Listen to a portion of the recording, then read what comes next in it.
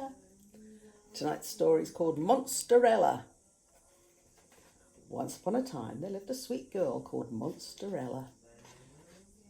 Monsterella had a hard life. She lived with her mean stepmonster and two sour stepsisters, and they made fun of her blue hair and big feet.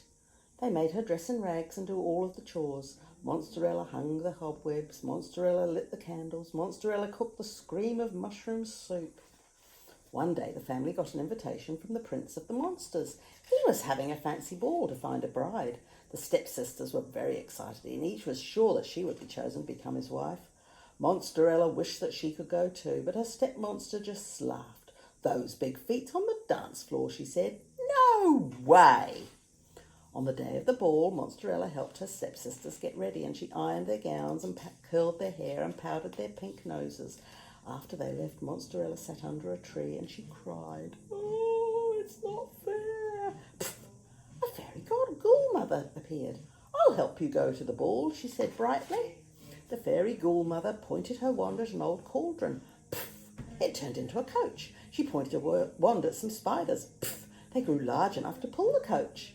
And next to the fairy ghoul mother pointed her wand at Monsterella's clothes.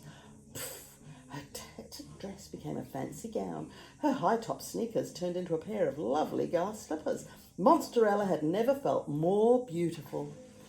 "You're all set," said the fairy ghoul mother. "There's only one rule. You've got to be home by midnight or the spell will be broken."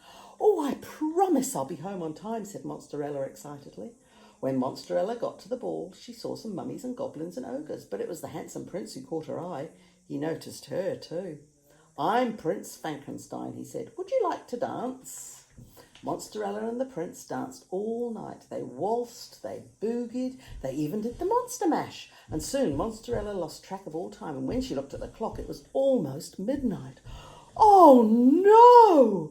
Without saying goodbye, Monsterella dashed from the room and down the castle stairs. She ran so fast she lost one of her glass slippers.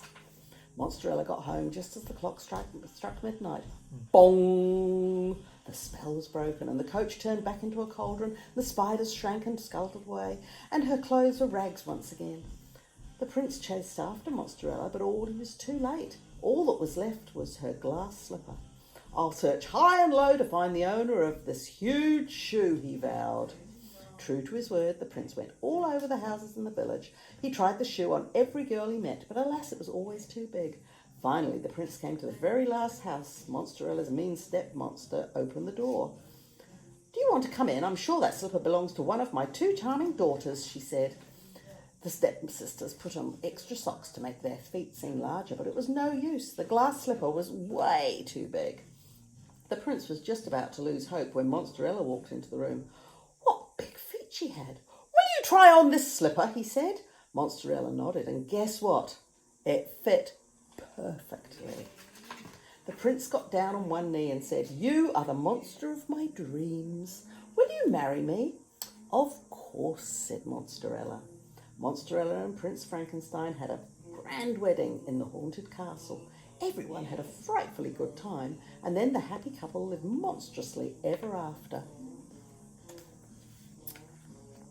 What do you think? Sounds like another story I know called Cinderella. Night, night, God bless.